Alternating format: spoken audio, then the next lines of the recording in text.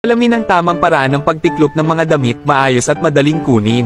Isa, bakit kaya laging nawawala ang isang medyas pagkatapos magpatuyo? Ganito pala dapat itiklop ang mga medyas. Dalawa, para sa mga ate dyan, ganito mag-imbak ng short down jackets habang papainit ang panahon. Tipid sa espasyo at protektado ang fur collar. Tatlo, pagtiklop ng hoodie. Una, tiklupan ang hood.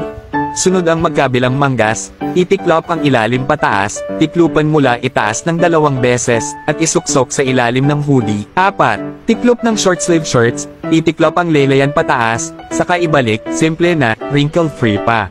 5. Tiklop ng sweatpants, space saving at madaling kunin.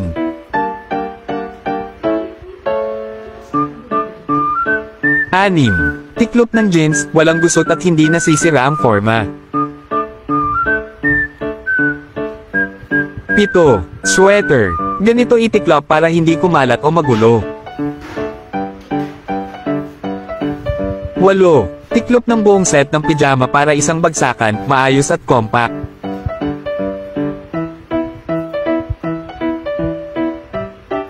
9. Tiklop ng coat para hindi magulo at sobrang convenient ito. Follow nyo ako para sa mas marami pang storage tips.